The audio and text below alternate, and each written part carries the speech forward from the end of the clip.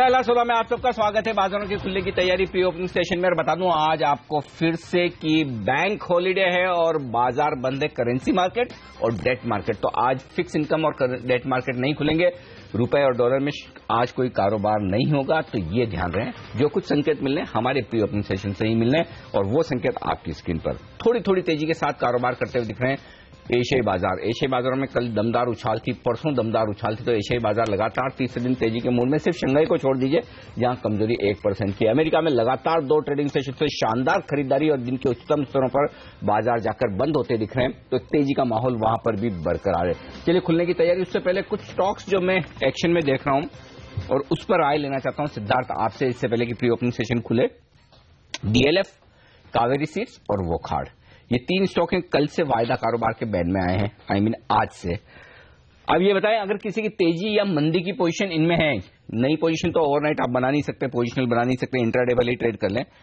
इन 3 stock में किसी ने भी कोई भी पोजीशन बना रखी, चाहे वो तेजी हो या मंदी की हो, उन्हें क्या करना चाहिए, ये राय दीजिए।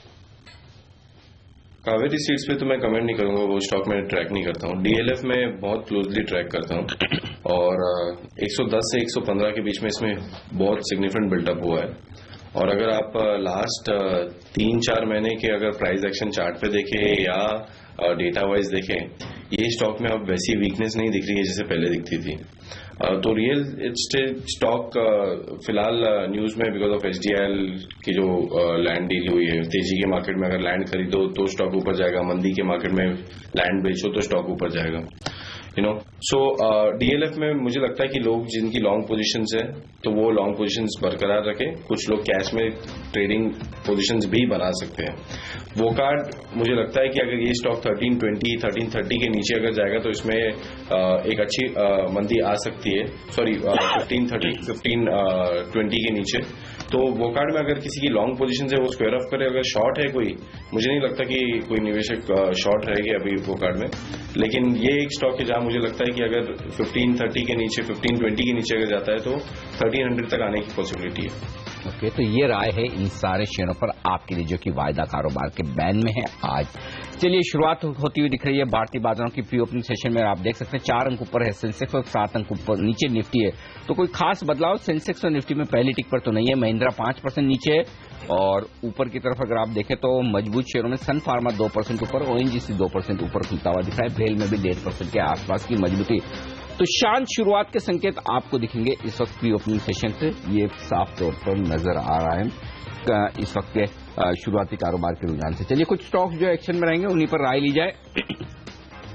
एक और स्टॉक यहां पर जो मैं देख रहा हूं, गुजरात पिपावाव, और इसके चार्ट्स पर राय लेना चाहता हूं आपसे रजत, क्योंकि मैरिल लिंच की तरफ से एक रिपोर्ट आई, इन्होंने लक्ष्य घटाया है 180 से घटाकर 168 रुपए किया है। गुजरात पिपावाव पर क्या राय रखते हैं आप और क्या चार्ट्स कह रहे हैं? क्या अगर आज कमजोर खुले इस रिपोर्ट के दम पर तो खरीदारी करनी चाहिए क्या? देखिए, अभी तक मैं ये मानता हूं कि ये नीचे की तरफ और जा सकता है। और कहां तक जा सकता है?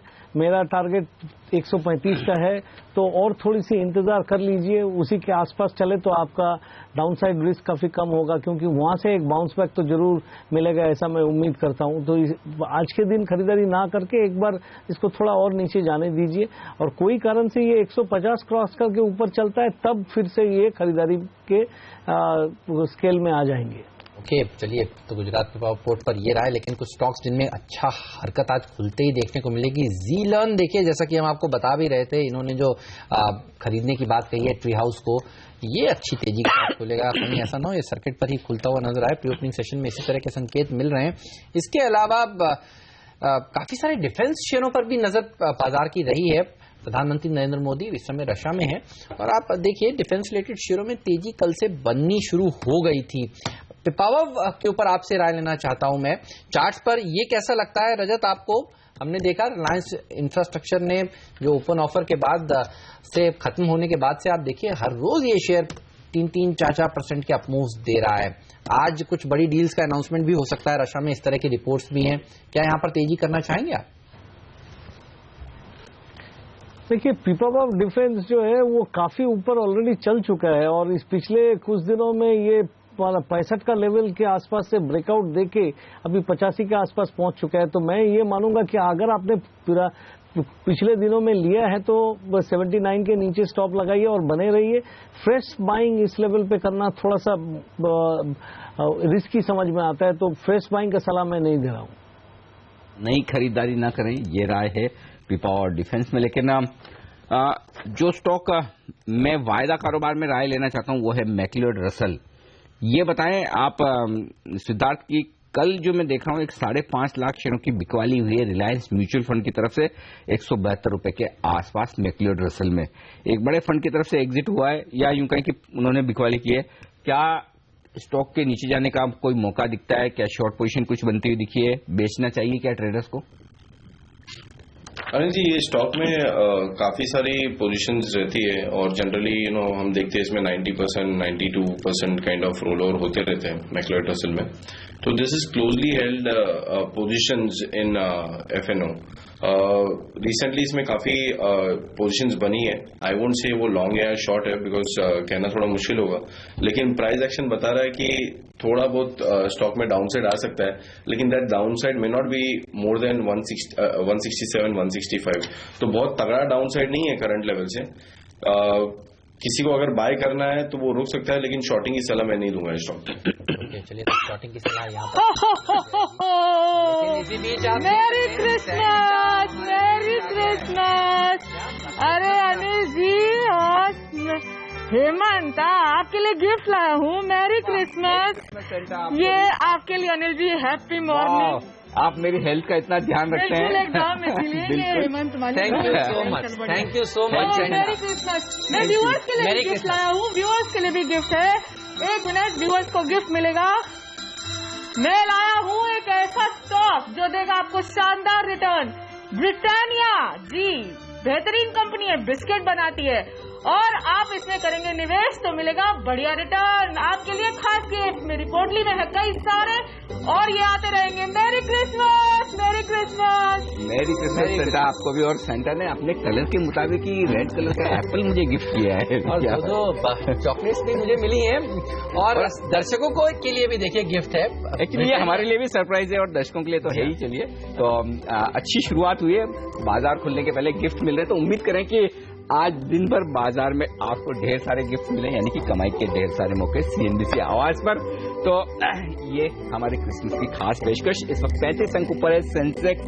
प्री ओपनिंग सेशन में सेटल होने की तैयारी है थोड़ी देर में, और 20-22 अंक ऊपर आपको निफ्टी नजर आएगा। तो मजबूत शुरुआत होने के पूरे आसार इस वक्त दिख रहे हैं। आइडिया एक और ऐसा स्टॉक है, देखिए, जो प्री ओपनिंग सेशन में मजबूती के साथ आज ट्रेड कर रहा है। भारती और वोडाफोन के बाद अब इन्होंने भी 5 सदर्न स्टेट्स में 4G सेवाएं लॉन्च कर दी हैं। कल इसका उद्घाटन हुआ था। किरण, चार्ट्स पर कैसा लगता है ये स्टॉक? क्या ये आज अच्छा प्रदर्शन दिखा सकता है और क्रिसमस का गिफ्ट के रूप में साबित हो सकता है क्या सबके लिए? आइडिया का चार्ट कुछ ऐसा खास नहीं है जहां पे बहुत बड़ी मूव आनी चाहिए, क्योंकि इस न्यूज शायद इन्वेस्टर्स को मालूम थी, और 132 से लेके 140 तक ये स्टॉक पहले ही चल चुका है। तो मेरे ख्याल से इधर थोड़ा सा कंसोलिडेट करता नजर आएगा, और कंसोलिडेशन के बाद अगर ये स्टॉक निकलता है तो ही एक अच्छी रुझान दिखने को मिल जाएगी।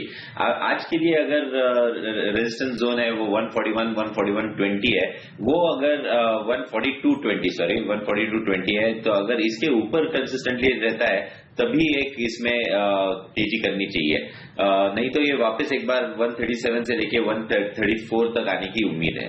ओके, ओरिकॉन एंटरप्राइजेज ये है अगला स्टॉक जिस पर मैं राय लेना चाहता हूं, और उसकी वजह है कि कल भी यहां पर एक बड़ा सौदा हुआ है। क्लियर वाटर करके एक जो एफआई उन्होंने बिकवाली की है 40 लाख शेयरों की 56 रुपए के आसपास। ये बताए रजत, इसके चार्ट्स क्या कह रहे हैं, क्या करना चाहिए यहां पर?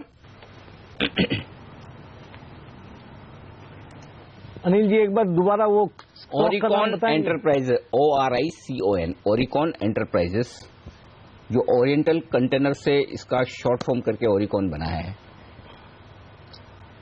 कल इसमें बहुत बड़ा वॉल्यूम आया, और ये लगता तो है कि ऊपर की तरफ जाएगा, लेकिन देखिए जहां पे खुला था उसी के आसपास में बंद दिया, वो सिर्फ मूविंग एवरेज की थोड़ी ऊपर में बंद किया है। मतलब ये बता रहा है कि at higher levels there is adequate supply for this stock also. So आज के दिन मैं ये बोलूंगा कि 59 जो कल का हाई था 59.60, कल नहीं परसों का हाई था, उसी के ऊपर में मतलब 60 के ऊपर में अगर सस्टेन करे तो इसको लीजिए, नहीं तो फिर एक बार छोड़ देने से बेहतर रहेगा। के ऊपर सस्टेन करिए तभी लीजिए, वरना छोड़ दीजिए। ये राय हमारे एक्सपर्ट की। लेकिन कल के 2 स्टार परफॉर्मर्स आज कैसा प्रदर्शन दिखाएंगे, सब लोग यही सोच रहे हैं। जी हाँ, डॉक्टर लाल पैथ लैब्स, इस स्टॉक ने 51% के पॉजिटिव रिटर्न्स पहले दिन लिस्ट होते हुए दिए हैं। काफी कम बार ऐसा देखने को मिला, इतनी बेहतरीन कंपनी और इस तरह के रिटर्न्स देती हो लिस्टिंग के दिन। और एल्केम लैब्स ने पहले ही दिन 31% के रिटर्न्स दिए हैं। आज दूसरा ट्रेडिंग सेशन है इनके लिए भारतीय बाजारों में। ये बताइए सुब्रमण्यम साहब, डॉक्टर लाल पैथ लैब्स क्या और ऊपर जा सकता है? हमने देखा था 537 के इश्यू प्राइस के सामने 825 का कल क्लोज आया है। प्री ओपनिंग सेशन में आज भी मजबूती के साथ ये दोनों ही स्टॉक्स ट्रेड कर रहे हैं। कितनी तेजी और लगती है इनमें? क्या करना चाहिए जिनके पास शेयर है? आई थिंक जहां तक डॉक्टर पाथ का सवाल है, आई थिंक यहाँ पर अगर आप देखें तो मैनेजमेंट की तरफ से आई थिंक एक क्लैरिफिकेशन आई है। शायद जहां पर इतनी सारी एक्सपेंशन की बात करें तो शायद थोड़ी बहुत यहाँ पर मार्जिन पे असर पड़ सकती है। भले ही ये बहुत ही हाई पेडिग्री स्टॉक है और जबरदस्त एक्सपेंशन मोड पे है और जो स्पेस पे है, तो आई थिंक आने वाले टाइम पे डेफिनेटली एक बहुत लॉन्ग टर्म बेट है। लेकिन वेरी शॉर्ट टर्म पे अगर आप देखें तो हो सकता है यहाँ पर थोड़ी बहुत मुनाफा वसूली आए, लेकिन डेफिनेटली लॉन्ग टर्म के लिहाज से बहुत ही प्रॉमिसिंग स्टॉक है।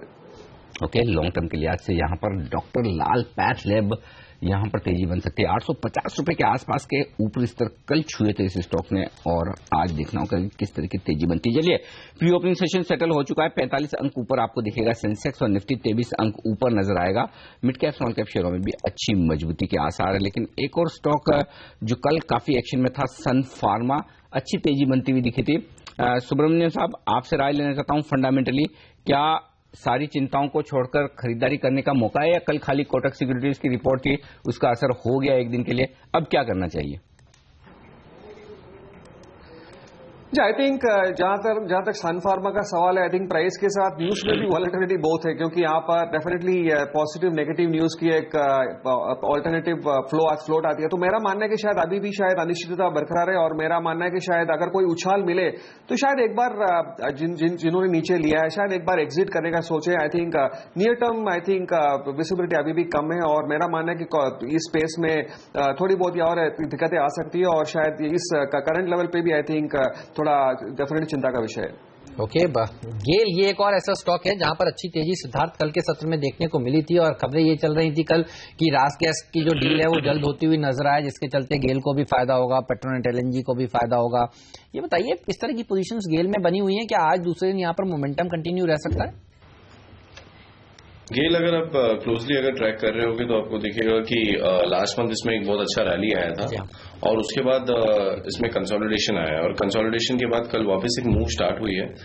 कल हमने देखा अराउंड 5-6% बिल्टअप हुआ है ओपन पोजीशन और मुझे लगता है कि ये एक स्टॉक है जहां पे आपको आपकी लॉन्ग पोजीशंस होल्ड करनी चाहिए। फ्रेश ट्रेड लॉन्ग ट्रेडर्स अगर कोई है जिनका अवधि इज लेस, आई मीन से बिकॉज कंसोलिडेशन के बाद वापस ये स्टॉक में मोमेंटम आया है और लॉन्ग पोजीशंस भी बनी है, तो मुझे लगता है कि ये मोमेंटम इतनी जल्दी खत्म नहीं होगा। तो यहां से मैं और अपसाइड देख रहा हूं। 380-385 का रेजिस्टेंस है गेल को, तो वहां तक ये जा सकता है। ओके, तो ये राय आपके लिए गेल पर, लेकिन कहां राय निकल कर आ रही है बड़े दिग्गज एफआई ब्रोकरेज हाउस की तरफ से, वो आपके लिए लेकर आते हैं। पहले यहां पर विप्रो पर राय आई है यूडीएस की, उनकी पहले से बिकवाली की राय और वो बिकवाली की राय बरकरार है। लक्ष्य उनका है 520 का। और विप्रो पर ही मॉर्गन स्टैनले ने एक साल के लिए आप देखिए 661 रुपए का लक्ष्य दिया है, जहां यूबीएस 520 का लक्ष्य दे रहा है।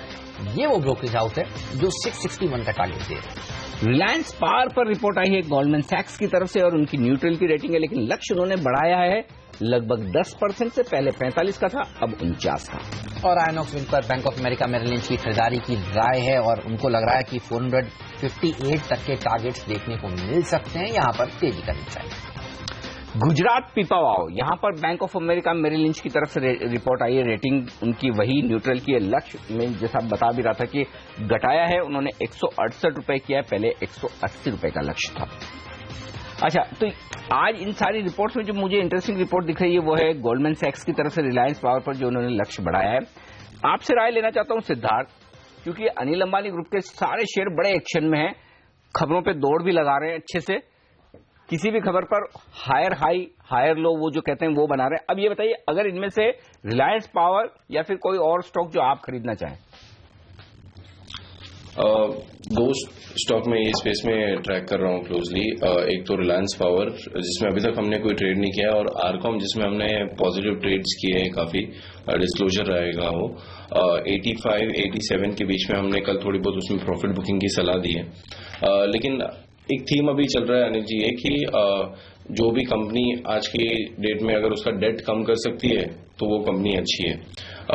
Whether they are selling their assets और whether the decisions which they are taking are right और रॉन्ग, वो नहीं देखा जा रहा है। ये देखा जा रहा है कि वही डेट कम हो रहा है, रेवेन्यू की बातें नहीं हो रही। तो मुझे लगता है कि इसके चलते हुए एडीएजी ग्रुप के स्टॉक्स एक्टिव है। आर पावर की अगर मैं बात करूं तो इसमें रेजिस्टेंस है अभी फिलहाल 52-53 के आसपास का। अगर इसको तोड़ के अगर ऊपर जाता है तो एक मोमेंटम आ सकता है। लेकिन क्या हम ये मार्केट में है जहां पे ऐसे स्टॉक्स जहां पे रेवेन्यू कोई फोरकास्ट नहीं कर पा रहा है लेकिन डेट कम होगा इसलिए स्टॉक्स ऊपर जा रहे हैं, तो एक सस्टेन तेजी आ जाएगी इन स्टॉक्स में? तो मुझे लगता है answer to that is no. ये स्टॉक्स के डिनोमिनेशन लेस है, इसलिए लोग जल्दी आकर्षित हो जाते हैं इन स्टॉक्स की तरफ। तो मैं सजेस्ट करूंगा कि इसमें अभी लॉन्ग टर्म बाइंग ना करें, मोमेंटम बेस्ड ट्रेडिंग करना है, प्योरली टेक्निकल्स के हिसाब से ट्रेड करें। तो अगर आर पावर का अगर मैं आंसर दूं तो 53-54 के ऊपर अगर ये स्टॉक निकलता है तो इसमें एक मोमेंटम आ सकता है। You can fix the stop loss somewhere around 48 and go long as a positional trader. उसके अलावा मुझे नहीं लगता है कि इसमें कुछ ज्यादा रीडिंग करनी चाहिए। परफेक्ट, तो ट्रेडिंग के लिहाज से ठीक है, बहुत ज्यादा लंबे समय के चक्कर में ना पड़े, ये राय है सिद्धार्थ की। लेकिन देखना है बाजार कहां खुलते हैं। 7,888 ये है लेवल इस वक्त मेरी स्क्रीन पर। प्री ओपनिंग सेशन में 22 पॉइंट की मजबूती के साथ कमोबेश तेजी उतनी ही है जितनी एसजीएक्स निफ्टी में आपको दिख रही है। लेकिन देखना ये होगा कि क्या 7,900 का पहला लक्ष्य जो है उस पर हम पहुंच पाते हैं शुरुआती कारोबार में। दूसरी बात यह कि मिड कैप शेयरों में क्या बेहतर तेजी होती है, और तीसरी बात क्या बैंक निफ्टी 17,100 की तरफ बढ़ता है। तो ये तीन चीजें आज मेरी रडार पर है साफ तौर पर, तो इस पर मैं नजर बनाए हुए हूं। इस वक्त देख लेंगे किस तरह की आज ओपनिंग आप होते हुए देखते हैं। पहली टिक आपकी स्क्रीन पर आती हुई दिख रही है साफ तौर पर सेंसेक्स और निफ्टी पर, और इस वक्त आप देख सकते हैं मजबूत शुरुआत हुई है 60 अंक ऊपर सेंसेक्स पर, 20 अंकों की मजबूती के साथ निफ्टी पर शुरुआत होती हुई दिखी है। तो थोड़ी सी कहना होगा पॉजिटिव जरूर है, लेकिन उतनी दमदार एकदम तोड़ फोड़ शुरुआत हो वैसा नहीं है। 15 अंकों की ही उछाल इस वक्त आपको निफ्टी में नजर आएगी। और मजबूत क्या है? मेटल्स। वेदांता 2.5% ऊपर निफ्टी पर टॉप गेनर, और उसके ठीक पीछे है कुछ और बेहतरीन स्टॉक्स जो कमोडिटीज से जुड़े हुए हैं। केन इंडिया 2% ऊपर, कोल इंडिया 1.5% ऊपर, ओएनजीसी 1.25% ऊपर, हिंडाल्को 1% ऊपर। तो यहां पर अच्छी तेजी है, लेकिन कुछ डिफेंसिव सन फार्मा और लुपिन भी आज 1% की मजबूती दिखाते हुए दिख रहे हैं। भेल में खरीदारी होती हुई दिख रही है। आइडिया सेल्यूलर का जो हमने जिक्र किया वहां पर भी तेजी का रुझान है। टीसीएस 1% कमजोर है, और सबसे ज्यादा कमजोरी टीसीएस और जी एंटरटेनमेंट में ही है, बाकी सारे स्टॉक्स हैं मजबूत। आइए वायदा कारोबार के स्टॉक्स पर नजर डालें। वेदांता 2% की तेजी के साथ टॉप गेनर, और उसके ठीक पीछे केन, ओएनजीसी जैसे दिग्गज है। तो खरीदारी दिग्गजों में ज्यादा है वायदा कारोबार में। अब देख लेते हैं कमजोर क्या है। डाबर 1.25% कमजोर है। मैक्लियोड रसेल की हम बात कर रहे थे, जहां रिलायंस म्यूचुअल फंड ने बिकवाली की है, 0.5% ये कमजोर खुला है। तो बाजार की तेजी काफी सीमित है। महज 45 अंक ऊपर सेंसेक्स और निफ्टी पर मजबूती महज 10 अंकों की है। लेकिन मिड कैप शेयरों में लगभग 0.5% की तेजी बरकरार है। बैंक निफ्टी में है सुस्ती 16,900 के लेवल के आसपास। हेमंत, कहां नजर है आपकी? जीलन पर नजर है। आप देखिए, हम कह रहे थे कि जीलन के लिए पॉजिटिव खबर है, ट्री हाउस के लिए नेगेटिव खबर है। जीलन 4% ऊपर जाकर खुला है। ट्री हाउस लाल निशान के साथ कारोबार कर रहा है। तो जो डील थी जिसके तहत इनको ट्री हाउस में मर्जर होगा, वो साफ तौर पर जीलन के फेवर में है। और आप देखिए वैसा ही मार्केट इसको रिएक्शन भी देता हुआ। नाल्को एक ऐसा स्टॉक है जहां अच्छी तेजी आज के सत्र में देखने को मिल रही है। वी मार्ट रिटेल कल भी तेजी में था, और आज आरबीआई ने जिस तरह से सीमा बढ़ाई है निवेश की, वो इसके लिए पॉजिटिव है। आप देखिए तेजी के साथ कारोबार हो रहा है। आइडिया की बात अनिल आपने करी, हमने करी, अच्छी तेजी देखने को मिल रही है। रिलायंस कम्युनिकेशन का जिक्र कुछ देर पहले हो रहा था, ये स्टॉक भी मजबूती के साथ खुला है। तो ये कुछ स्टॉक्स हैं जहां पर आज अच्छा एक्शन देखने को मिल रहा है। बिल्कुल, तो खास तौर से एक्शन सीमित है लेकिन हरे निशान के साथ इस वक्त होता दिख रहा है। कल की 2 लिस्टिंग एल्केम लैब आज फिर से 2% मजबूत और नया हाई बनाया है। मेरे ख्याल से कल ये 1400 के पार निकला नहीं था लेकिन आज 1400 के पार निकलता हुआ दिखा, तो ये एक अचीवमेंट है दूसरे दिन फिर से यहां पर। लेकिन डॉक्टर लाल लैब ये तो गजब ही काम कर रहा है, इसने भी नया हाई बना लिया। देखिए कल ये भी 850 के पार नहीं निकला था और आज ये भी 850 के पार निकला, तो कल की खरीदारी अब भी बरकरार है इन दोनों स्टॉक में। तो लिस्टिंग के दूसरे दिन भी इन्होंने नया हाई बनाया। ठीक उसी तरह से हेमंत होता है ना कि वो बड़ी रिलीज होती है तो वीकेंड के तगड़े कलेक्शन के बाद अगली हफ्ते की शुरुआत भी दमदार हो, तो दोनों लिस्टिंग ने पैसा बनाने का सिलसिला जारी रखा है इन्वेस्टर्स के लिए। देखिए ये जो साल है इसका अंत कितने पॉजिटिव नोट पर हो रहा है और आईपीओ मार्केट जिस तरह के रिटर्न्स दे रहा है। और आपको बता दूं अनिल कि 7 तारीख को 6 तारीख को माना जा रहा है नारायणा हृदयालय का आईपीओ लिस्ट होगा और जो अगले साल का पहला आईपीओ है वो भी हेल्थ केयर सेक्टर से ही है। लेकिन शायद वहां उतना एक्शन न दिखे, वो ना दिखे, लेकिन ये health care as a theme मैं ये बताना चाह रहा हूँ कि कितनी अच्छी तेजी दिखा रहा है। और इस साल की शुरुआत में शायद कोई समझ नहीं पा रहा था कि इस तरह के आईपीओ आएंगे और इतने पॉजिटिव रिटर्न्स देकर जाएंगे। सुब्रमण्यम साहब ये बताइए, आज इस तरह से दूसरे दिन अच्छा प्रदर्शन दिखा रहे हैं, इंट्राडे में क्या पोजीशंस लेनी चाहिए या रिस्क अब ज्यादा बढ़ गया है? जी जैसे मैंने बताया यहाँ पर शायद थोड़ी बहुत कॉशियस व्यू रखूंगा और जिनका पास ऑलरेडी जिनका अलॉटमेंट लगा है शायद थोड़ा बहुत मुनाफा वसूली कर ले। लेकिन अगर लॉन्ग टर्म लिहाज से अगर किसी को रखना है डेफिनेटली हाई पेडिग्री स्टॉक से दोनों और डेफिनेटली बने रहे तो शायद एक वेरी शॉर्ट टर्म पर्सपेक्टिव से शायद थोड़ी बहुत मुनाफा वसूली प्रॉब्ली बेहतर रहेगा। ओके, थोड़ी बहुत मुनाफा वसूली करें शॉर्ट टर्म के लिहाज से, लेकिन अदरवाइज अब भी तेजी का रुझान बन सकता है इन सारे शेयरों में। लेकिन तेजी का रुझान साफ तौर पर मेटल शेयरों में बनता हुआ दिख रहा है और उसी लिहाज से अगर एक ट्रेडिंग के लिहाज से अब मजबूत ओपनिंग के बाद कोई मेटल शेयर खरीदना हो, सिद्धार्थ, वेदांता, हिंडाल्को, टाटा स्टील तो इतना दमदार नहीं खुला है, वेदांता हिंडाल्को में ठीक ठाक सी ओपनिंग हुई है, क्या करना चाहिए? जी कॉमन ट्रेड हो रहा है बहुत। Everyone of us are talking about metal में लॉन्ग करना और क्लियर डिस्क्लोजर कि हमने हिंडाल्को 1.5 हफ्ते पहले लॉन्ग करके बैठे हैं और वेदांता भी 2 दिन पहले जब वो यहाँ से 6% नीचे था वहां से लॉन्ग किए, तो इसलिए मैं कंटिन्यूएशन ऑफ ट्रेड बोल रहा हूँ। अभी कोई नया बंदा अगर आ रहा है तो उसके लिए ये ट्रेड करना थोड़ा मुश्किल हो जाएगा, बिकॉज थोड़ा भी अगर करेक्शन आएगा उसका स्टॉप लॉस हिट हो जाएगा। तो अगर किसी को ये तेजी देखना है तो ध्यान यूएसडी के ऊपर रखे कि अगर उसमें अगर वीकनेस दिख ही रही है तो ये लेवल पे भी आप आगे जाए। लेकिन इतना कॉमन ट्रेड हो रहा है तो one has to be careful कि करंट स्तर की जगह अगर थोड़ा डिप होता है तो बाय करें। यूनिटेक बैन में था, आज दबाव के साथ ही यहां पर कारोबार हो रहा है। एफएनओ बैन में था ये counter. Jain irrigation, JP associates, JSPL, India cement, ये कुछ और ऐसे स्टॉक्स हैं जो एफएनओ के बैन में है। डीएलएफ, कावेरी सीड और वो खाड, ये कुछ और ऐसे काउंटर्स हैं जो कल ही बैन में आए हैं। यहां पर भी आज एक्शन देखने को मिल रहा है। लेकिन एफएनओ में सबसे अच्छा प्रदर्शन आज कावेरी दिखा रहा है जो एफएनओ के बैन में है। इस स्टॉक में काफी तेज गिरावट देखी जा चुकी है और अब यहां पर बैन में है तो शायद यहां पर कैश मार्केट में कुछ खरीदारी हो रही होगी। रजत, इस साल का जो जब हम सूची निकालते हैं सबसे खराब प्रदर्शन जिन कंपनियों ने दिखाया है उसमें कावेरी सीड्स का नाम भी आता है। ये बताइए, इतनी पिटाई के बाद ये बाउंस है और इस बाउंस को खेलना चाहिए या आप कहेंगे इस शेयर को अवॉइड लिस्ट में रखना चाहिए? आपका क्या व्यू बन रहा है? देखिए, अभी तक टेक्निकली ऐसा कुछ दिखाया नहीं है ये कि जिसके चलते हम बोल सके कि इसको अभी खरीदारी करना चाहिए, क्योंकि ये अपना अक्टूबर के बाद में से कभी 13 डे मूविंग एवरेज के ऊपर में सस्टेन कर नहीं पाया और धीरे धीरे नया लो बनाते बनाते नीचे ही चला गया। तो फिर इसमें अभी टेक्निकली हम फंडामेंटल में कुछ अगर होता है और कोई माने इसमें खरीदारी करता है तो वो अलग बात है, बट मेरे ख्याल से इसमें ये एक अवॉइड है। बट उसके साथ साथ एक चीज मैं अपनी तरफ से चला के बोल रहा हूँ, आप लोगों ने हेल्थ केयर सेक्टर की आईपीओस की डिस्कस किया है और वो सबसे अच्छा रिटर्न दिया है, इसके बाद किया है। ये मुझको एक चीज याद दिला दे रहा है कि हमने 2 बार ऐसा देखा है, एक बार लेट 90s में और एक बार 2006 के आसपास में। फार्मा म्यूचुअल फंड्स लॉन्च हो रहे थे, फार्मा नया इश्यूज लॉन्च हो रहे थे।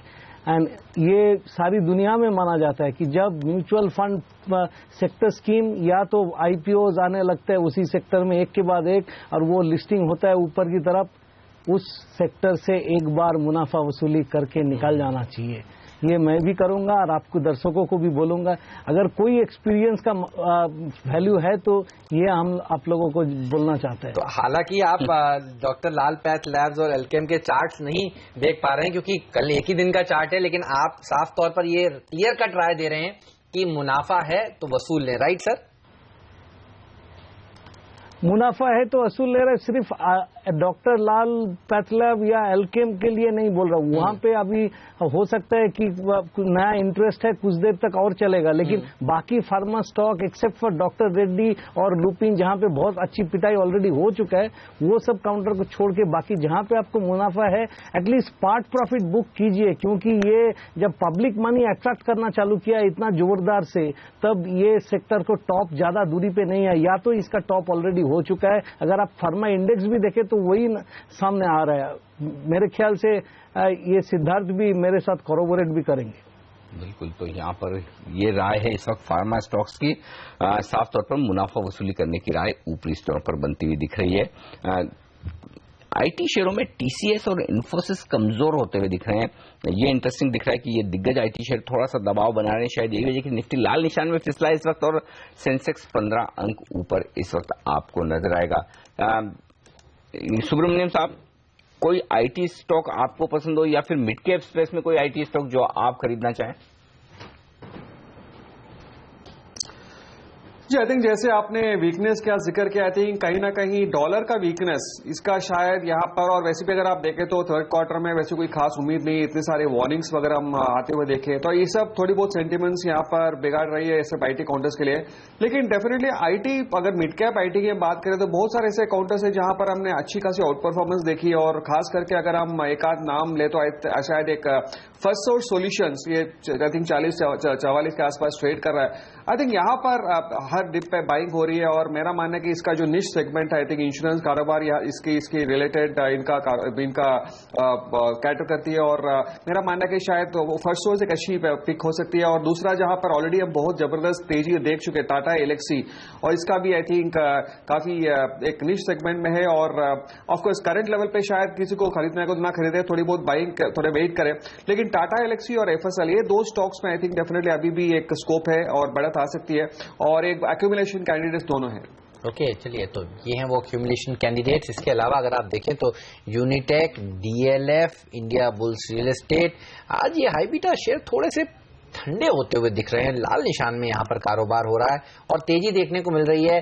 कच्चे तेल में जो 3 हफ्तों के उच्चतम स्तर पर कारोबार हो रहा है उनसे जुड़े हुए कंपनियों में, जी हाँ, केन इंडिया इस समय एफएनओ का सबसे ज्यादा अच्छा प्रदर्शन दिखाने वाले शेयर है। 2.5% की मजबूती यहां देखने को मिल रही है, और टॉप 5 गेनर्स की अगर आप बात करें एफएनओ में तो ओएनजीसी में भी तेजी देखी जा रही है, 1.5% मजबूत है। तो केन और ओएनजीसी इन टॉप 5 गेनर्स में शामिल हो चुका है। कोई ट्रेड किरण इनमें लेना चाहेंगे आप आज इस समय?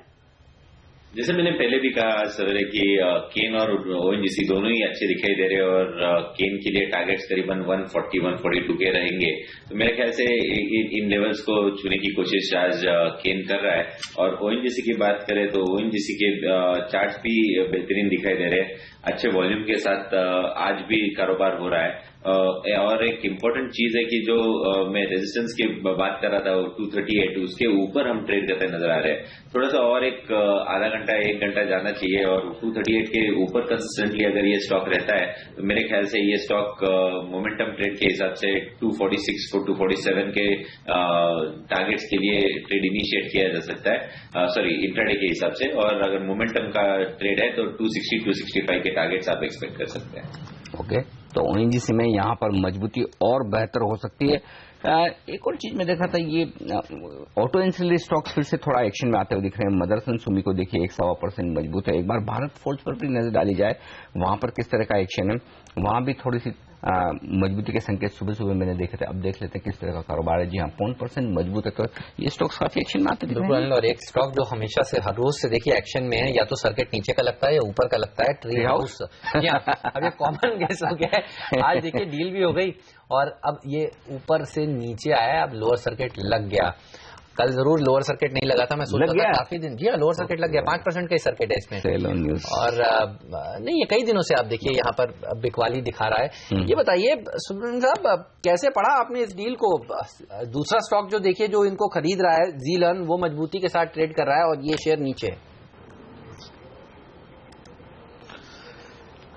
हेमंत जी, आई थिंक अगर हम इस पूरी डील की अगर हम थोड़ी बहुत विश्लेषण करते हैं, शायद एजुकेशन स्पेस में जहां पर एक स्ट्रॉन्ग कैश रिच ग्रुप है तो वो एक जी है। और मेरा मानना है कि ट्री हाउस को कहीं ना कहीं एक्सपेंशन की जो कैश क्रंच है वो भारी पड़ा, और इसके चलते हमने यहाँ पर ये सब इसको डील होते हुआ, और ये भी जैसे आप थोड़ी देर पहले चर्चा कर रहे थे, शायद डील जी लर्न के फेवर में आए। तो मेरा मानना है कि शायद यहाँ पर डेफिनेटली एक लॉन्ग टर्म आउटलुक ले, और जी लर्न में अगर कोई काफी अच्छी कैसे एक्सपेंशन मोड पे है, तो आई थिंक एक इस स्पेस पे निश स्पेस है, और यहाँ पर अगर किसी को शायद निवेश करने का, तो एक अच्छी खासी बेट बन सकती है। शायद आज की तारीख, अभी आज की जो बढ़त है, शायद उसमें ना एंट्री करें, लेकिन थोड़ी बहुत अगर करेक्शन मिले तो एक अच्छे प्रॉमिसिंग बेट बन सकते हैं, क्योंकि ऐसे सेक्टर में आई थिंक अर्ली एंट्रेंस का फायदा काफी अच्छा होता है। और आई थिंक जी जैसा ग्रुप में जहां पर इनकी ऑलरेडी अच्छी खासी प्रेजेंस है, आने वाले टाइम पे और भी शायद तगड़ा होने की संभावना है। तो जी लर्न डेफिनेटली एक एक्यूमुलेशन कैंडिडेट मेरी तरफ से। ओके, एक्यूमुलेशन का कैंडिडेट है। लेकिन एक और स्टॉक जी एंटरटेनमेंट, ये मेरे रडार पर आया है अभी अभी, और इसकी वजह ये है कि वॉल्यूम के लिहाज से कुछ एक्शन दिख रहा है मेरी स्क्रीन पर। यहाँ पर जी एंटरटेनमेंट में दो बड़े सौदे होते दिखे हैं। एक हुआ है 4 लाख शेयरों का और दूसरा हुआ है 3.5 लाख शेयरों का, और ये कैश मार्केट में दो बड़े सौदे हुए हैं एनएससी पर। तो वॉल्यूम के लिहाज से थोड़ा एक्शन जी एंटरटेनमेंट में आता हुआ दिख रहा है, ये इंटरेस्टिंग है। यहाँ पर लगभग 0.1% हिस्सेदारी बदली है, 15 रुपए 25 पैसे और 15 रुपए 50 पैसे पर यहाँ पर दो बड़े सौदे हुए हैं। तो जी में आज वॉल्यूम के लिहाज से पहला एक्शन होता हुआ दिखा है। दूसरा स्टॉक भी वायदा कारोबार का है, जहां पर वॉल्यूम हुआ है वो है CESC, कैलकाटा इलेक्ट्रिसिटी। यहाँ पर लगभग 1,42,000 शेयरों का कारोबार हुआ है, 0.11% हिस्सेदारी यहाँ पर बदली है कंपनी की 511 रुपए के दाम पर। तो यहाँ पर भी वॉल्यूम के लिहाज से एक्शन होता हुआ दिखा। तो दो स्टॉक ये वायदा कारोबार में वॉल्यूम के लिहाज से, और सिद्धार्थ से इस पर राय ले ली जाए एक बार। सिद्धार्थ, जी या CESC वायदा कारोबार के दोनों स्टॉक, कहीं कोई तेजी या मंदी करने की राय आपकी? व्यू है trade, traders can trade accordingly. CESC पहले अगर आप देखोगे 1-2 महीने पहले इसका बेस फॉर्मेशन अराउंड 475-480 के आसपास हो रहा था, और अब ये जो नया कंसोलिडेशन हो रहा है ये 505, 515 के बीच में हो रहा है। तो एक हायर बेस बन रहा है, और स्टॉक में मुझे यहाँ से डाउनसाइड कम लग रहा है। तो हालांकि we don't actively recommend this stock, लेकिन अगर कोई पोजिशनल ट्रेडर इसमें लॉन्ग करने के लिए अगर सोच रहा है तो रिस्क रिवॉर्ड रेशियो काफी फेवर है लॉन्ग के लिए। जहां तक जी लिमिटेड का सवाल है, टेक्निकल गाय वुड से कि इसमें हायर लोज बन रहे हैं, which is like positive thing, लेकिन एक एग्जॉशन दिख रहा है, हायर हाइज नहीं बन रहे हैं इसमें। और मुझे लगता है कि बहुत तगड़ा अपसाइड जी में करंट लेवल से नहीं होगा। मैं शॉर्ट करने की सलाह नहीं दे रहा हूं, लेकिन अगर किसी की लॉन्ग पोजीशन है तो वो एक बार प्रॉफिट बुक कर सकते हैं जी में। राइट, लॉन्ग पोजीशन से तो प्रॉफिट बुक कर सकते हैं जी में। ये राय निकल कर आती हुई गेल एक और ऐसा स्टॉक जिसने कल अच्छी मजबूती दिखाई थी, आज भी देखिए 1.5% मजबूती के साथ ही ये शेयर ट्रेड कर रहा है। और पिपावर डिफेंस हर रोज हम आपको बता रहे हैं 3-3, 4-4% का मूव ये शेयर दिखा रहा है। आज भी देखिए ये शेयर करीब 4.5% मजबूत है। रिलायंस इंफ्रास्ट्रक्चर के स्टॉक में भी 1-1.5% की तेजी देखने को मिल रही है। एडीएजी पैक में रिलायंस इंफ्रास्ट्रक्चर का शेयर सबसे ज्यादा अच्छा प्रदर्शन दिखाने वाला स्टॉक। बायोकॉन जैसे स्टॉक्स पैनल देखिए आज 2-2.25% की तेजी के साथ ट्रेड कर रहे हैं, तो काफी एक्शन देखने को मिल रहा है। स्टॉक खबर फ्लैश होती हुई दिख रही है। यहाँ पर इन्होंने कोई हेपेटाइटिस C के लिए कुछ इंट्रोड्यूस किए, ये शायद कोई दवा है भारत में इन्होंने इंट्रोड्यूस की है। CIMVIRL एक दवा का नाम है, जो हेपेटाइटिस C ये वो बीमारी है जिसको क्योर करने के लिए ये कंपनी ने एक दवा बनाई है, जिसको भारत में लॉन्च किया है। इसका चार्ट्स कैसा लगता है आपको किरण, बताइए देखकर। बायोकॉन अच्छी तेजी दिखा रहा है, 3% का मूव इस समय। बिल्कुल पूरे 2014 साल और 2015 साल में ये स्टॉक कंटिन्यूसली कंसोलिडेशन जोन में ही ट्रेड करता नजर आ रहा था और अभी फिलहाल बहुत अच्छे मोमेंटम के साथ ये स्टॉक ऊपर जा रहा है और ये कंसोलिडेशन का ब्रेकआउट हो सकता है। तो मेरे ख्याल से अगर ये 485 490 के ऊपर कंसिस्टेंटली रहता है, जो कि अभी 500 के करीब ट्रेड करता नजर आ रहा है, तो मेरे ख्याल से इधर से बहुत अच्छी मूव आपको देखने को मिल सकती है। अभी सवेरे सवेरे जो मूव आई है वो बहुत ही बड़े अच्छे वॉल्यूम के साथ आ रही है, तो मेरे ख्याल से ये जो न्यूज आप बता रहे थे उसके वजह से आ रही होगी, पर ये चार्ट के हिसाब से बहुत ही बेहतरीन चार्ट का ब्रेकआउट होगा अगर आज 490 के ऊपर क्लोज देता है तो क्लोजिंग बेसिस के ऊपर देखना चाहिए। तो मेरे ख्याल से नेक्स्ट टारगेट और जो पिछला जो हाई था 450 का 550 का वो मैं टारगेट के तौर से देखूंगा, पर मेरे ख्याल से ये टॉप भी इजीली तोड़ता हुआ नजर आएगा। जिस तरीके का कंसोलिडेशन ब्रेकआउट दिखाई दे रहा है, मेरे ख्याल से ये बहुत ही अच्छा मार्केट आउट परफॉर्मर स्टॉक रहेगा। वी मार्ट रिटेल ये स्टॉक भी आपके सामने लेकर आते हैं, 13-14% मजबूत है। मेरे ख्याल से आरबीआई ने यहाँ पर एफआईएस की सीमा बढ़ाने की मंजूरी दी है, उसका असर दिख रहा है स्टॉक में। जी हाँ, 13% मजबूत है और हमारी रिसर्च टीम ने अभी अलर्ट किया है कि यहाँ पर बड़ी तेजी बनती हुई दिखी है।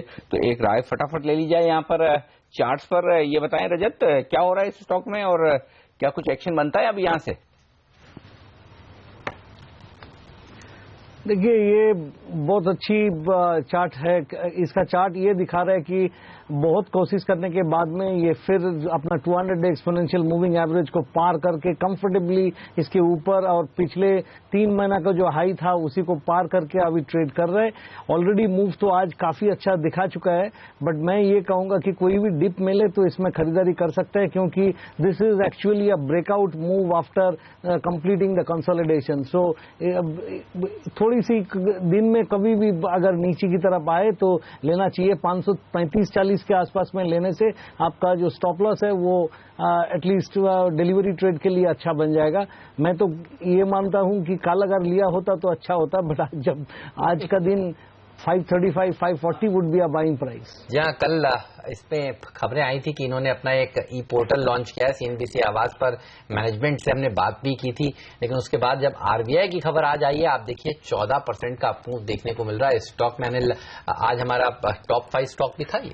बिल्कुल, और इसी वजह से बड़ी तेजी बनती हुई दिखी है साफ तौर पर। चलिए, अब वक्त है हमारे दोनों ही एक्सपर्ट से विदा लेने का। शुक्रिया आपका, इनफैक्ट हमारे तीनों एक्सपर्ट से विदा लेने का। रजत, किरण और सिद्धार्थ, बहुत बहुत शुक्रिया वक्त निकालने के लिए हमारे लिए आज सुबह। और अब आगे बढ़ेंगे और हम बात करेंगे मार्केट आउटलुक 2016, यानी कि अगले साल बाजार का क्या हाल रहने वाला है। इस पर हमारी एक खास सीरीज।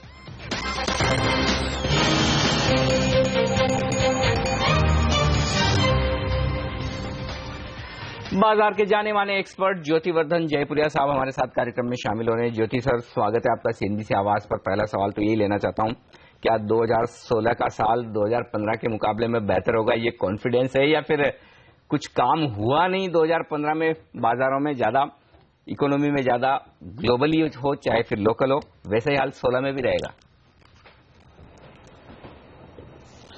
तो मेरे ख्याल में 2016 बेहतर रहेगा 2015 के मुकाबले में। थोड़ा सा बैक एंडेड ग्रोथ आ सकता है 2016 में, पर जैसे 2015 ईयर ऑफ कंसोलिडेशन था, 2014 में काफी उम्मीदें थी और ना मार्केट में काफी बढ़त देखने को मिली थी, तो 2015 में कंसोलिडेट हो रहा है। 2016 में मेरे हिसाब से इकोनॉमिक रिकवरी आनी चाहिए, सेकेंड हाफ ऑफ 2016 में आएगी, तो फर्स्ट हाफ थोड़ा सा धीमा हो सकता है, पर 2016 में जैसे अपने थर्ड और फोर्थ क्वार्टर में जाए तो इकोनॉमिक रिकवरी आ जाएगी, अर्निंग्स ग्रोथ बेहतर होने लग जाएगा और इसीलिए मार्केट का अच्छा रिटर्न देगा। सर, ये भी बताइए कि आपको क्या लग रहा है, सरकार जिस तरह से कामकाज कर रही है संसद में, खास तौर पर अब कोई काम हो नहीं रहा है। ये सेशन भी आप देखिए, विंटर सेशन वॉश आउट रहा, मॉनसून सेशन वॉश आउट रहा। अब सरकार की रणनीति क्या होने वाली है बजट सत्र के ऊपर? क्या आप विश्वास करके ये मानेंगे कि जीएसटी बिल पास हो जाएगा, या आपको लगता है कि ये अब लंबे समय के लिए ठंडे बस्ते में चला जाएगा? ये पॉलिटिक्स तो बहुत स्ट्रेंज चीज है, वो प्रेडिक्ट करना बहुत मुश्किल हो जाता है, पर सरकार अपनी तरफ से कोशिश करते रहेगी कि जीएसटी पास होवे और ऑपोजिशन हाँ ना करती रहेगी। तो मेरे ख्याल से ये बजट सेशन में, बजट सेशन याद रखिए 2 भाग में बिट जाते हैं, तो शायद मई तक जीएसटी बिल पास हो जाना चाहिए, क्योंकि ऑपोजिशन पे भी दबाव आएगा, कॉर्पोरेट्स का दबाव आ रहा है, पब्लिक का दबाव आ रहा है कि आप ये होने क्यों नहीं दे रहे। पर दूसरी बात यह है कि जीएसटी इटसेल्फ एक ही बिल नहीं है जो है ना रिफॉर्म के लिए हो रही है। काफी चीज जो संसद में जाने का दरकार नहीं है, जहाँ पे कोई बिल लाने का दरकार नहीं है, वो सरकार करे जा रही है। तो जैसे रोज में काफी एक्टिविटी देखने को मिल रहा है, डिफेंस में ऑर्डर इश्यू हो रहे हैं, थोड़ा है ना रेलवेज में भी ऑर्डर इश्यू होने चालू है। तो काफी उस मामले में सरकार के यहाँ से काफी कामकाज हो रहा है। अभी कॉर्पोरेट्स को भी लगने लगा है कि थोड़ा सा ना इकोनॉमी में बढ़त आना चालू हो गया है। बिल्कुल, तो इकोनॉमी में थोड़े सुधार के संकेत है, लेकिन कंपनियों की कमाई में सुधार के संकेत कब होंगे ज्योति सर? क्योंकि लोग तेजी करना चाहते हैं इकोनॉमी में सुधार के संकेत के चलते, लेकिन कंपनियों की कमाई दिखती नहीं, वैल्यूएशंस महंगे दिखते हैं, रुक जाते हैं। तो ये मिसमैच है, ये कब खत्म होगा फिर? तो मेरे ख्याल से कंपनी की कमाई सेकेंड हाफ 2016 से ही चालू होगी। तो आपने देखे यदि हर साल एनालिस्ट लोग चालू करते हैं, जब ईयर चालू होता है तो सब लोग प्रिडिक्ट करते हैं कि 15 से 20% अर्निंग ग्रोथ आएगा।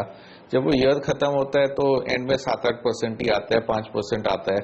तो लोग का फेथ उठ गया है कि यार ये 15% तो आने वाला नहीं है, ये 5% आने वाला है। मेरे ख्याल से FY17 में एक्चुअल में 15% अर्निंग्स ग्रोथ आ जाना चाहिए।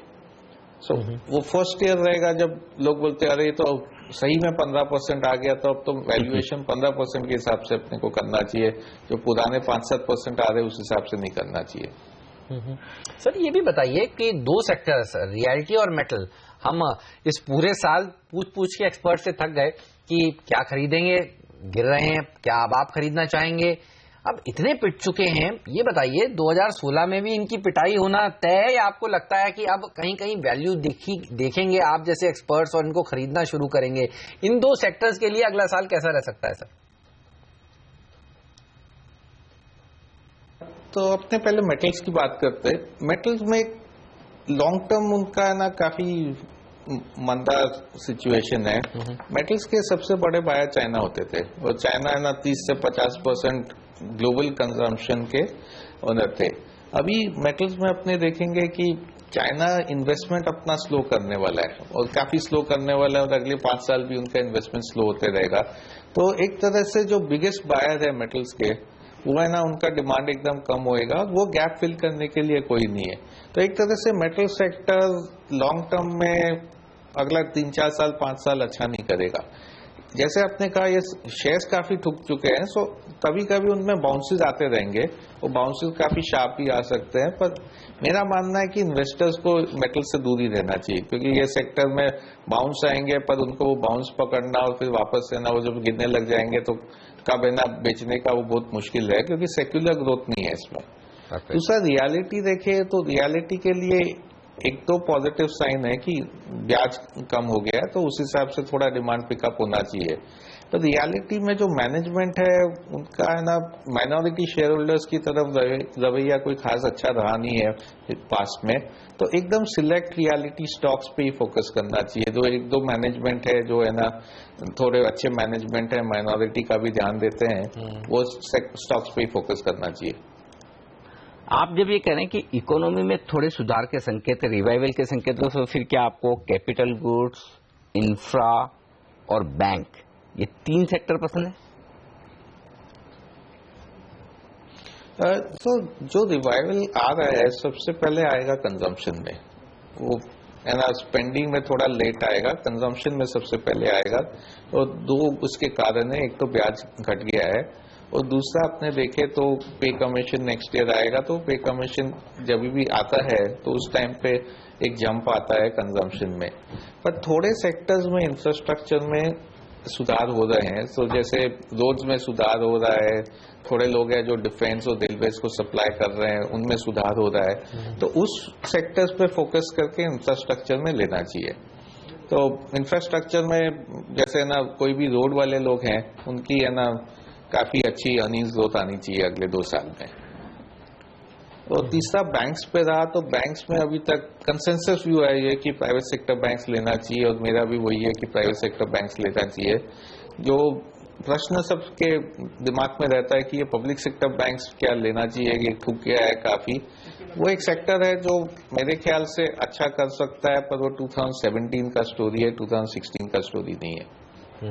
चलिए, तो ये सारे के सारे स्टॉक्स सेक्टर्स जो अच्छा प्रदर्शन दिखा सकते हैं। शुक्रिया सर आपका समय निकालने के लिए, CNBC आवाज पर आकर अपनी राय हमसे शेयर करने के लिए। और बाजार पर नजर डालिए, बिल्कुल ठंडा कारोबार हो रहा है ना आज। देखिए वॉल्यूम के लिहाज से कितना ठंडा दिन है, करीब करीब 30,000 करोड़ रुपए का ही वॉल्यूम अब तक हुआ है। और सेंसेक्स और निफ्टी जिस तरह से SGX निफ्टी संकेत दे रहा था, उतना अच्छा प्रदर्शन नहीं दिखा पाए अब तक। देखना होगा बाकी का समय कैसा रहता है। लेकिन आप देखिए बैंक निफ्टी आज 1.25% कमजोरी के साथ ट्रेड कर रहा है, तो बैंकिंग स्टॉक्स की तरफ से आज कोई सहारा देखने को मिल नहीं रहा बाजार में। बिल्कुल, और वहीं से एक्चुअली दबाव है, वो आपने सही पकड़ा है कि 50 अंक नीचे बैंक निफ्टी है, और वहां से दबाव, अगर बैंक निफ्टी शायद नीचे नहीं होता तो थोड़ा बेहतर प्रदर्शन हो जाता है। एनीवे, कोई सेक्टर तो ऊपर नीचे चलेंगे ही, वैसा होने ही वाला है। चलिए, अब फोकस 2016 के मार्केट आउटलुक पर तो हमने किया। ज्योति सर ने आपको बता दिया कि बाजार बढ़िया रहने वाला है, लेकिन बड़ा सवाल तो फिर यही बचता है कि आप पैसा कहां लगाएं, कौन से वो शेयर है जो 2016 में आपको देंगे जमकर मुनाफा। और ये बताने के लिए हमारे साथ स्टूडियो में है बाजार के जाने माने एक्सपर्ट और साथ ही इन्वेस्टमेंट इंटेलिजेंस के प्रकाश दीवान हमारे साथ कार्यक्रम में इस वक्त शामिल हो चुके हैं स्टूडियो में। प्रकाश सर, स्वागत है आपका CNBC आवाज पर। लोग इंतजार कर रहे हैं कि प्रकाश सर कौन से वो स्टॉक बताने वाले हैं जो 2, 5, 10 गुना होने वाले हैं 2016 में। पहला शेयर बताइए सर। आपके जैकपॉट शेयर को देख के इंस्पिरेशन मिल रही है, तो आप रोज ही एक दे देते हैं। तो नहीं, डेफिनेटली 2016 एक्चुअली जिस हिसाब से ज्योति जी बोल रहे थे, स्टॉक स्पेसिफिक ही रहेगा काफी हद तक। हो सकता है सेकंड हाफ इंप्रूव हो। तो मैंने भी 3 डाइवर्स क्षेत्र में से ढूंढे। पहला जो है वो नेल्को। अब ये कंपनी एक जमाने में टीवी भी बनाया करती थी, वो और ऐसे कई इन्होंने इंस्ट्रूमेंटेशन और इलेक्ट्रॉनिक्स के गुड्स बनाए, और वहां पे ये मात खाए, कहीं कोई लीडरशिप हासिल नहीं कर पाए, जबकि कंपनी टाटा ग्रुप की है, बैकिंग अच्छी है, सब कुछ सही रहा। अब इन्होंने पिछले साल से एक रीअलाइनमेंट किया कि हम एक ही फोकस करेंगे, एक सर्विसेज एरिया, और वो है इंटीग्रेटेड सिक्योरिटी एंड सर्वेलेंस जिसको कहते हैं। उसका मतलब ये होता है कि जैसे आपका ATM है, तो उसके पीछे का जो बैकएंड का सारा कारोबार है वो ये लोग संभालते हैं। कि जैसे ही आपने अपना कार्ड डाला, उसके बाद जो इंडिया के VSAT से जो मैसेज जाता है, सब बैलेंस आपको मिलता है, पैसे आते हैं, सारा वो ये बैकएंड हैंडल करते हैं। गवर्नमेंट ऑफिसेज में, काफी बड़े बड़े इंस्टीट्यूशंस में, और जो ऑयल रिग्स है वहां पे जो सारा सिक्योरिटी का सिस्टम होता है वो ये लोग मैनेज करते हैं। मीटियोरोलॉजिकल सोल्यूशन जिसको कहते हैं कि जो डेटा सारा गैदर करना पड़ता है कि अलग अलग जगह से कि मौसम का कैसा एक्सपेक्टेशन रहेगा, मानसून कैसा रहेगा, उसमें इन लोग काफी बड़े दावेदार हैं। सो द पॉइंट इज कि नेल्को के सारी एक्टिविटीज जो है वो चेंज हो गई, और मुझे लगता है जो पेमेंट बैंक आने वाले अनिल जी आगे चल के उसमें जो कामकाज आएगा, जो नया काम बढ़ेगा, उसमें ये बहुत ही एक एक्टिव प्लेयर माने जाएंगे। सो उसका फायदा इनको मिलेगा, और उस लिहाज से थोड़ा टर्न होगा। फाइनेंशियल बहुत इंप्रेसिव आज की नहीं है, लेकिन टर्न अराउंड सिचुएशन दिख रही है, और मैनेजमेंट काफी कॉन्फिडेंट है कि ये सुधरते हुए ज्यादा समय नहीं लगेगा। और साल भर का चूंकि हम देख रहे हैं 2016 में परफॉर्मेंस कैसा होना चाहिए, तो मुझे लगता है यहां से ये अच्छा खासा एक अपसाइड देने में क्षमता रखता है। किसी भी वक्त 52 हफ्ते के नए उच्चतम स्तर को छूने के बिल्कुल 3 ही रुपए करीब है। एक बेहतरीन आउट परफॉर्मर रहा है 2015 का, 2016 में भी शानदार रिटर्न्स कमा कर देगा। जैसे मेरी टीम में स्टॉक 2020 की टीम में पिछले 2 दिन से मैं इसको रिकमेंड कर रहा था, मैंने कहा ये भी आपको कोइंसिडेंस है। ये बताइए एक और मल्टी बैगर आइडिया बताइए जहां पर अच्छी तेजी देखने को मिलेगी 2016 में। जो इसके अलावा जो मैंने ढूंढा है वो है लॉजिस्टिक्स क्षेत्र में से, और इसमें ऐसा अहमद कि लॉजिस्टिक्स में आज इतनी डिमांड, हर एक जना नए नए स्टॉक्स ढूंढने निकलता है कि भाई जैसी GST आएगा ये होगा, तो लॉजिस्टिक्स और ई कॉमर्स के चलते हुए ऐसे ही लॉजिस्टिक्स शेयरों का री रेटिंग सा हुआ है। मैंने एक कंपनी चुनी है जो कई लोगों को अभी तक पता नहीं है, लेकिन है बहुत अच्छी और बड़ी। जैसे VRL आपकी साउथ में बहुत प्रेजेंट एक्टिव कंपनी मानी जाती है। ये कंपनी अहमदाबाद हेडक्वार्टर्ड है, और गुजरात, राजस्थान, MP के एरिया में कॉर्पोरेट क्लाइंट्स को लेके ये बहुत फेमस है, बहुत रेप्यूटेड मानी जाती है। इसके क्लाइंट्स अगर आप देखें तो बड़े बड़े दिग्गज हैं सारे, Reliance Industries, UltraTech, Grasim, Hindalco, Indian Oil, सारे। बताइए कंपनी का नाम है Chartered Logistics. Okay, Chartered Logistics की बात हम कर रहे हैं, बताइए। So Chartered, sorry I missed out the name. So Chartered Logistics का ऐसा है कि बहुत पुरानी कंपनी है। प्रमोटर इस एरिया में काफी हद तक, जिसमें बोलते हैं वो आंगड़िया से शुरू हुए थे और इन्होंने ये कंपनी सेट की है। और इसके अलावा कंपनी के इन्वेस्टमेंट्स जो है वो थोड़े डाइवर्सिफाइड भी है। इन्होंने जेके टायर की CNF एजेंसी ली हुई है वेस्टर्न इंडिया की, वो इनके फ्लीट को भी काम आती है और इनके कॉन्ट्रैक्ट्स हैं उस हिसाब से चलती है। और इनकी जो फ्लीट है, खास बात उस पर ध्यान देना चाहूंगा कि काफी नई फ्लीट है, मतलब कि जो व्हीकल्स यूज होते हैं वो काफी नए हैं, मेंटेनेंस कम है, तो जो डाउन टाइम रहता है वो काफी इसमें कम है, तो टर्न अराउंड बहुत फास्ट है इनका, और उस वजह से कॉर्पोरेट्स में ये बहुत ही फेमस है, बहुत माने जाते हैं अच्छे।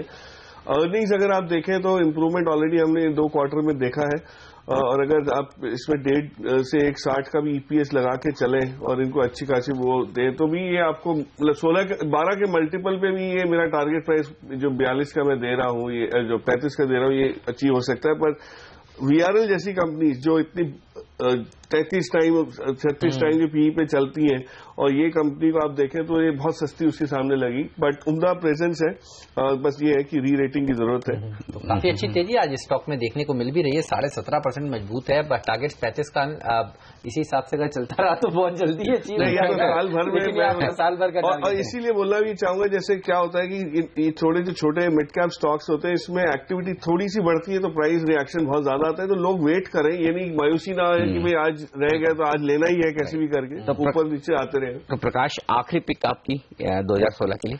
तो आखिरी पिक है वो भी एक कंज्यूमर एरिया से मैंने चूज की, SRS लिमिटेड करके है, और ये कई बार डिस्कशन में आपके चैनल पे भी आई, और अच्छा परफॉर्मेंस इसका भी एक्सपेक्टेड है। अब इसमें जो खासियत ये है कि इन्होंने Tier 2 और Tier 3 सिटीज में मल्टीप्लेक्स स्क्रीन डालने का जो एक्सपैंड करने का जो योजना बनाई हुई है, उस पर ये काफी एक्टिव काम कर रहे हैं, और छोटे छोटे जैसे उत्तराखंड में इन्होंने अभी रिसेंटली एक स्क्रीन लगाई है, कल ही अनाउंसमेंट इनका आया है। तो ये जिस टाइप के टाउन्स में लगा रहे हैं जो नॉर्मली PVR या आइनॉक्स या बड़े जो दिग्गज प्लेयर हैं वो वहां नहीं जाते।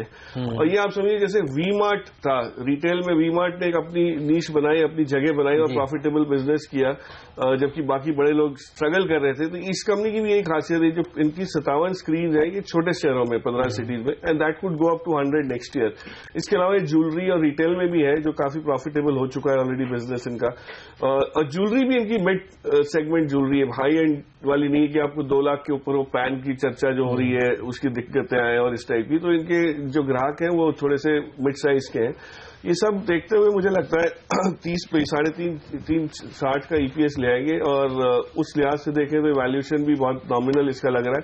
ये कंपनी मल्टी बैगर की पूरी उभरने की क्षमता रखती है। बिल्कुल, शुक्रिया प्रकाश आपका हमारे लिए 3 बेहतरीन पिक्स दर्शकों तक पहुंचाने के लिए 2016 के लिए। और 2016 के ही आउटलुक पर बातचीत करते हैं। देश की सबसे बड़ी ऑटो कंपनी मारुति सुजुकी के चेयरमैन RC भार्गव साहब हमारे साथ इस वक्त कार्यक्रम में शामिल हो रहे हैं। भार्गव साहब, स्वागत है आपका CNBC आवाज पर। सबसे पहला सवाल तो मैं मारुति को लेकर ही लेना चाहता हूं कि 2016 आपके लिए सर कितना बड़ा साल साबित होगा, क्योंकि आप ये कह रहे हैं कि आप नए लॉन्च करेंगे और जल्दी 30 लाख गाड़ियां बेचने का जो आपका टारगेट है वो हासिल करने की कोशिश करेंगे 2016 में? नहीं, 30 लाख गाड़ी बेचने का जो लक्ष्य है वो तो अगले 8-10 साल के लिए है। जब तक गुजरात में 6 लाइन नहीं लग जाएंगी, और लाइनें तब लगेंगी जब मार्केट डिमांड उस मुताबिक बढ़ जाएगी, तब जाके 30 लाख होंगी। अभी तो हम करीब 15 लाख गाड़ी बेचते हैं, उसका आधा बेचते हैं, तो एक साल में डबल थोड़ी हो सकता है। लेकिन 2016 के लिए सर आउटलुक क्या है? आपको लग रहा है कि 2015 से बेटर 2016 रहेगा? देखिए, क्योंकि 2015 अंत होते होते काफी सारी खबरें आई जिससे ऑटो कंपनियों पर असर पड़ने वाला है। दिल्ली में ऑड इवन का मामला, पॉल्यूशन को कंट्रोल करने का कोर्ट के आदेश, और कुछ लोग कहते हैं इसे मारुति को इससे फायदा होगा, कुछ कहते हैं नुकसान होगा। आप बेस्ट आदमी हैं बताने के लिए। सर, आप कैसे देख रहे हैं इन 2 मुद्दों को, और आप कैसे इसको रीड कर रहे हैं? देखिए, ये जो ऑड इवन का सिलसिला दिल्ली में एक्सपेरिमेंटल तौर पे ट्राई कर रहे हैं, ये अभी 15 दिन के लिए है, और इसके बाद देखा जाएगा इसका नतीजा क्या होता है। जरूर ट्रैफिक कंजेशन कम हो जाएगा, बट मेरा तो विश्वास ये है कि इससे एनवायरनमेंट में जो पोल्यूशन इतना ज्यादा हो रहा है उसको कम करने में बहुत ही मार्जिनल इफेक्ट होगा।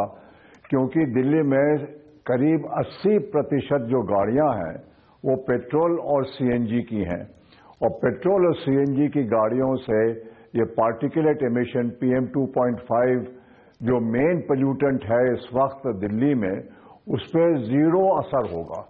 तो जब 80% गाड़ियों का असर जीरो होगा तो बाकी 20% जो डीजल की गाड़ियां हैं उसका असर कितना होगा? सर ये बताएं कि जो एक बड़ी लॉन्च आपने की थी 2015 में एस क्रॉस, समझा ये जा रहा है कि रेस्पॉन्स कम मिल रहा है, आपको डिस्काउंट भी देने पड़ रहे हैं। इसी सेगमेंट में हुंडई ने क्रेटा लॉन्च की है, कंपटीशन काफी है, तो इस स्पेशल सेगमेंट में आप कंपटीशन को हैंडल करने के लिए क्या रणनीति बना रहे हैं सर? देखिए, ये तो सही नहीं है कि एस क्रॉस का रिस्पांस कम है। हमने एस क्रॉस सिर्फ डीजल पे लॉन्च करी है।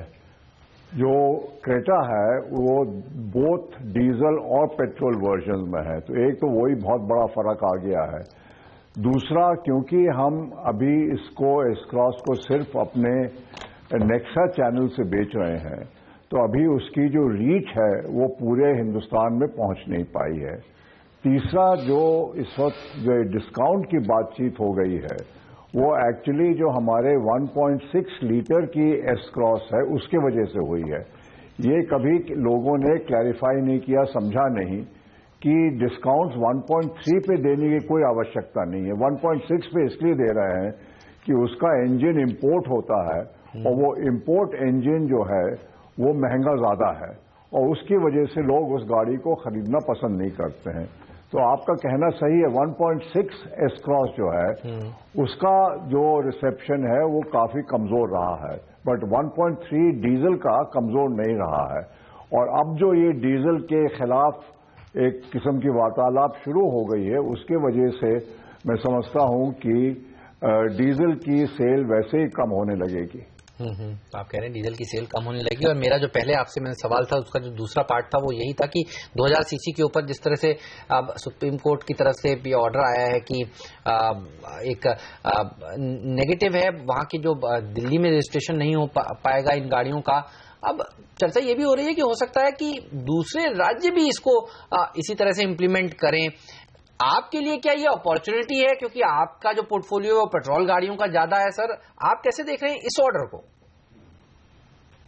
नहीं, सुप्रीम कोर्ट का वैसे भी जो डीजल पे ऑर्डर हुआ है वो 2000 सीसी के इंजन और उसके ऊपर के इंजन वाली गाड़ियों पर हुआ है जी। और हमारी जो गाड़ियां हैं उसमें ज्यादातर सब में 1300 सीसी का इंजन है डीजल का।